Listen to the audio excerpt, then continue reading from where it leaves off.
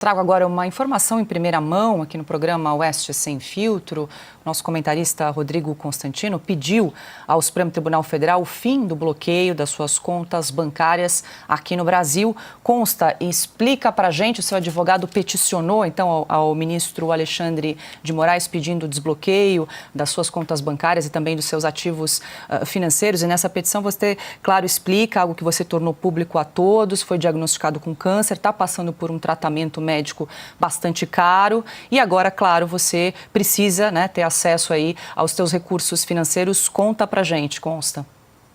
Então, foi exatamente isso, Paula. Peticionamos o ministro Alexandre de Moraes, com vários precedentes, mais de 20 precedentes do próprio STF, de casos em que foram liberadas as contas para questões de saúde, envolvendo aí a questão da dignidade humana. Eu tenho um tratamento caro, graças a Deus eu tenho um seguro, muito caro também, mas muito bom, custa mais ou menos 15 mil reais por mês esse meu seguro, e não fosse isso eu tinha quebrado, porque o tratamento em si já consumiu algo na faixa de 750 mil dólares. É um tratamento muito caro, quem sabe os remédios de oncologia, aí, de quimioterapia, são bem caros. Então, com base nisso, a gente fez essa petição para liberação dos meus recursos, que são meus, e que estão congelados há 2 anos, algo na faixa de 400 mil reais, que são meses e meses de trabalho acumulado meus. E olha que coincidência, quando a gente vai e peticiona, dias depois, horas depois, para ser mais preciso, vem uma reportagem da Globo que me associa do nada ao Alan dos Santos, do nada, que a gente sabe que é um alvo prioritário do ministro Alexandre de Moraes, como se eu recebesse criptomoeda de alguma maneira ilegal no perfil do X. Bom, primeira coisa é que se tem alguma criptomoeda aí com algum blockchain para mim, favor me mandar, porque eu não tenho. Não seria crime, não seria ilegal. Eu tenho seguidores, apoiadores que já propuseram várias vezes pagarem em criptomoedas. Eu, por um acaso, nunca me interessei muito por isso. Uma pena até, Eu deveria ter me interessado, mas não é crime. Outra coisa é que o meu X é americano, eu sou cidadão americano, recebo todos os recursos dos meus apoios, das minhas redes sociais, sob censura no Brasil. Recebo nas minhas contas bancárias americanas, que essas estão desbloqueadas, porque não há crime de opinião nos Estados Unidos, E qual vai ser a resposta do Alexandre de Moraes? Provavelmente vai negar, já vinha essa matéria da assessoria de imprensa deles, semi-oficial, a Globo, logo depois da petição. Ele vai negar com base em quê? Rasgando 20 precedentes da própria corte, dizendo que eu não sou um ser humano, talvez, eu sou bolsonarista, então eu estou abaixo de ser humano. Se ao menos eu tivesse sido um traficante de drogas, um assassino, aí talvez eu tivesse os meus recursos liberados. O único recado que eu aproveito a audiência em nome da Oeste para dar, Paula, é que não é o câncer que vai me intimidar, como vocês estão vendo, muito menos Alexandre de Moraes, que está prestes a sofrer sanções dos Estados Unidos.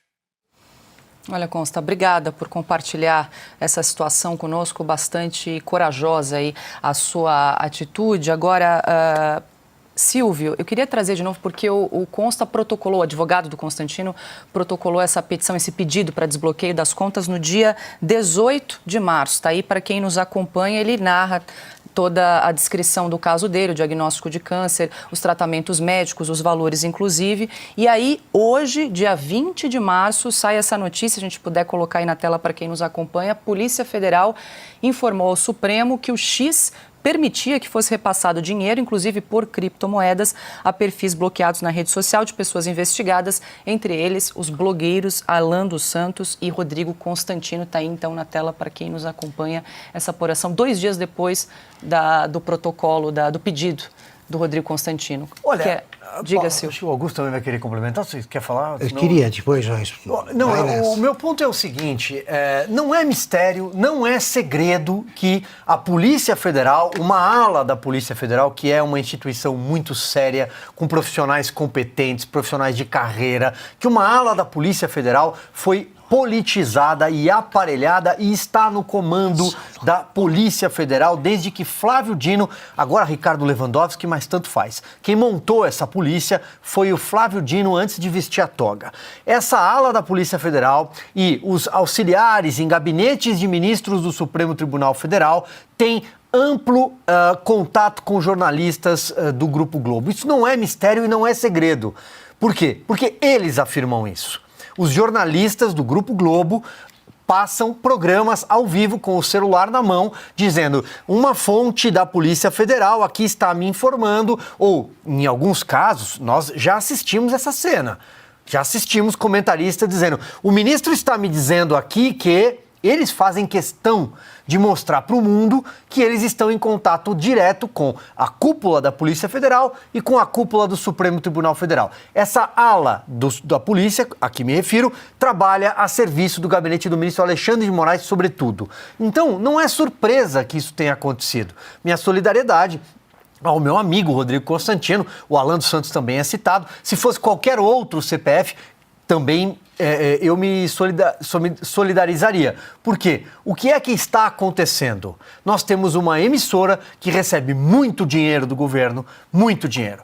A SECOM abastece o Grupo Globo, isso o site Poder 360 já trouxe inclusive números. Recentemente uma cifra, 300 milhões adicionais a tudo que já foi pago, sairá da SECOM para o Grupo Globo. Esta emissora está a serviço de um consórcio de poder formado pelo STF e pelo PT. Então não é surpresa esse tipo de reportagem, infelizmente. Agora, finalizo, Paula, chamar isso de jornalismo, aí são outros 500 e eu tenho tempo suficiente de carreira, Piotr, Augusto aqui do meu lado, você, para dizer que isso não é jornalismo. Isso daí é garoto ou garota de recado.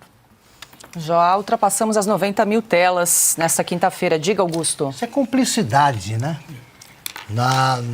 Numa ação criminosa. Eu vi ali, não vi o nome, tá? A apuração do repórter. Que apuração! A polícia passa direto para a Globo, esse tipo de eles estão apurando fake news. Aparece um nome que está em azul. O Congresso não vê. Pois é. Márcio, mas, Márcio Falcão, né? Pois é, não apurou coisa nenhuma. Ouviu uma mentira, colheu uma mentira, né? Foi encomendada a ele a publicação de uma mentira, como acontece diariamente, né? E para prejudicar um inocente. E aí põe apurou nada. O Brasil fica falando em fake news, é o único país do mundo que tem uma associação de jornalistas investigativos, não é isso aí? É um nome qualquer. Abrage, né? Como se houvesse o jornalismo não investigativo. Se você faz gastronomia, você tem que saber se o restaurante é bom, isso não é uma investigação. Tá? Se você busca os melhores filmes, você está investigando, mas eles são investigativos. Eles são a versão brasileira dos americanos, por exemplo, descobriram tudo sobre o caso Watergate. Eles estão investigando. Por que eles não investigam isso aí? Como é possível fazer o que fazem com o Constantino, por exemplo? Que crime o Constantino cometeu? Ele emitiu opinião. Isso é crime onde? Em ditaduras. Estamos tolerando a ditadura. Os jornalistas, antes, até induzidos pelo espírito de corpo, não chegavam a tanto. Eu tenho vergonha da minha geração de jornalistas. Eles são contra a anistia, eles são a favor da punição de inocentes e eles torcem pela polícia, de que antes tentavam escapar. Qual é a diferença entre esse caso e as punições aplicadas durante o AI-5? Então, eu me envergonho dessa geração de jornalistas investigativos que só transmitem sem conferir, até sem conferir a grafia dos nomes. Então, eles publicam mentiras para punir alguém. Não, só fazer uma pergunta, se você me permite, Paula, claro. Porque já que nós estamos falando que isso daí se chama jornalismo, eu pergunto ao Rodrigo Constantino se ele foi procurado pela reportagem. Exatamente. Porque qualquer manual de redação diz que você tem que ouvir o outro lado. É básico ouvir o outro lado. Não, em momento algum. Eu fiquei sabendo dessa reportagem agora. O seu advogado, que pelo que eu vi ali em cima, deve ser o Dr. Emerson Grigoletti, pelo que eu vi no documento. O seu advogado foi procurado pela reportagem? Um pouco. Ninguém foi procurado. Isso aí não é jornalismo. Consta, me permita só colocar alguns condicionais aqui, mas é só para montar o argumento. E se por um acaso, porque é absolutamente provável que isso vá acontecer em algum momento, a gente torce para que chegue logo, chegasse à conclusão de que o congelamento das contas do Constantino é um ato ilegal. Por que é? Mas, enfim, que a justiça chegue a essa conclusão, esta justiça. Como é que se repara um dano causado? Porque dentro da lógica garantista do Supremo Tribunal Federal, você não quer causar um dano irreversível. E se o recurso liberado neste momento permitiria um tratamento, um conforto que seja espiritual, psicológico, de que, olha, eu consigo com esse dinheiro fazer isso, tal coisa, e isso pode melhorar o tratamento do Constantino.